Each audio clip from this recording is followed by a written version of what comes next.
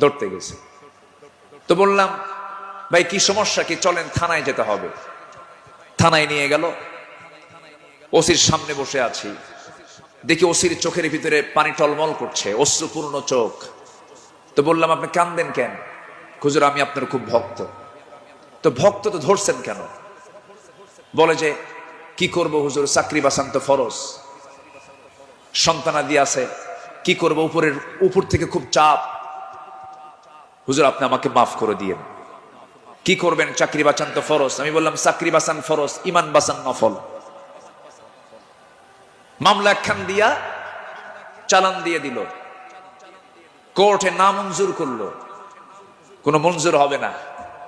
সেখান থেকে নিয়ে চলে গেল জেলখানায়।